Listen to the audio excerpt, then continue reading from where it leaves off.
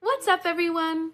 Today I'm going to talk about structural chromosome abnormalities, particularly disorders caused by chromosome deletions and duplications, sometimes referred to as segmental aneuploidy. Now let's look at the big picture. When we talk about structural chromosome abnormalities, we're referring to changes in the structure of chromosomes rather than the number of chromosomes. Common categories include deletions, duplications, translocations, inversions, isochromosomes, ring chromosomes, and supernumerary marker chromosomes. Each of these rearrangements can alter gene dosage or disrupt gene function. But the ones most directly associated with recognizable genetic syndromes are deletions and duplications, which produce segmental aneuploidy. Segmental aneuploidy means there is an abnormal copy number of a portion of a chromosome rather than the entire chromosome. Instead of gaining or losing an entire chromosome, like in trisomy or monosomy, the individual has either partial monosomy if a segment is missing, or partial trisomy if a segment is duplicated. These conditions are often called microdeletion or microduplication syndromes when the affected region is relatively small. The clinical features arise because multiple genes located close together on the chromosome are affected at the same time. This is why many of these conditions were originally recognized as clinical syndromes before the exact genetic cause was known. Let's start with deletions. A deletion occurs when a portion of a chromosome is missing. When that happens, the individual has partial monosomy for that region, meaning they only have one copy of the genes located there instead of two. And because genes often need to be present in the correct dosage, losing even a relatively small region can have major developmental consequences. One important clinical point is that when a deletion is detected in a child, geneticists usually look at the parent's chromosomes. Why? It's because sometimes the deletion occurred de novo, meaning it arose spontaneously, but other times it may result from an unbalanced translocation inherited from a parent who carries a balanced rearrangement. This distinction is extremely important for recurrence risk counseling. Now let's compare that to duplications. A duplication means that a segment of the chromosome is present in extra copy, producing partial trisomy for that region. Duplications can occur in several ways. Sometimes the duplicated region sits right next to the original segment, which is called a tandem duplication. Other times, the duplicated material may insert elsewhere in the genome.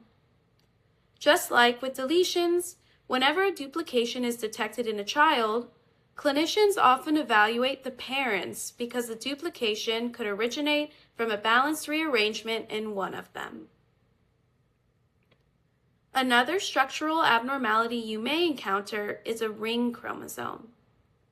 Ring chromosomes occur when both ends of a chromosome break and the remaining ends fuse together, forming a circular structure.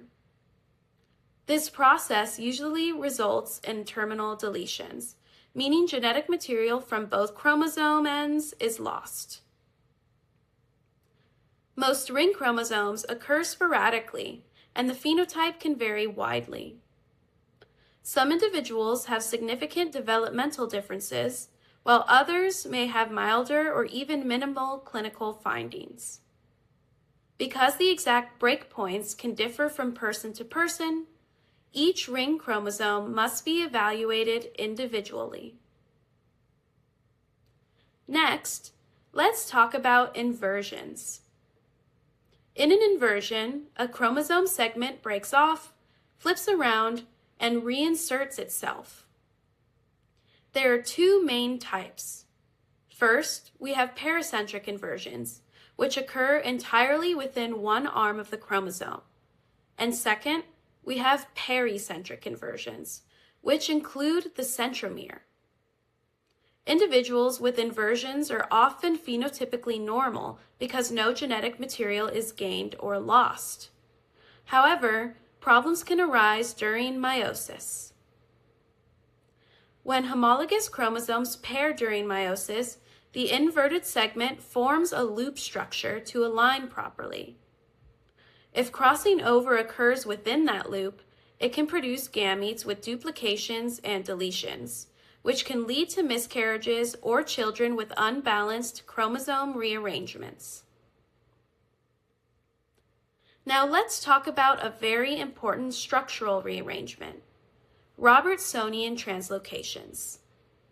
These occur when two acrocentric chromosomes fuse together at their centromeres, forming a single chromosome. The chromosomes most commonly involved are 13, 14, 15, 21, and 22. Robertsonian translocations occur in about 1 in 1,000 individuals. Most carriers are healthy because the rearrangement is balanced. They still have the correct amount of genetic material. However, during meiosis, the chromosomes form a trivalent configuration, which can lead to abnormal segregation. This means carriers have an increased chance of producing gametes that lead to trisomy or monosomy in offspring. A classic example is translocation Down syndrome, which can occur when chromosome 21 is involved in a Robertsonian translocation. And if the translocation involves two copies of the same chromosome, such as 21-21, the risk of trisomy in offspring can approach 100%.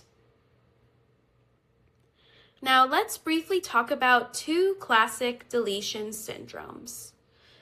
The first is Wolf-Hirschhorn syndrome. Wolf-Hirschhorn syndrome results from a deletion of chromosome 4p, specifically involving a critical region at 4p16.3. About half of cases are de novo deletions, while others arise from unbalanced translocations. Characteristic features include growth restriction, intellectual disability, seizures, and congenital heart defects. Facial features are often described as having a Greek helmet appearance, with a broad nasal bridge and distinctive facial profile. Another classic deletion syndrome is Cri-du-Chat syndrome, caused by a deletion on chromosome 5p. Most cases, around 85 to 90%, occur de novo, though some result from inherited translocations. The name comes from the characteristic high-pitched cry in infancy, which resembles the sound of a cat. Other features include developmental delay, hypotonia in infancy, distinct facial features, and intellectual disability. Interestingly, researchers have been able to map specific features of the syndrome to particular subregions within the deleted segment. Historically, many of these conditions were identified using karyotyping. Today, we often detect smaller deletions and duplications using molecular cytogenetic techniques, including FISH, chromosomal microarray, and next-generation sequencing-based copy number analysis.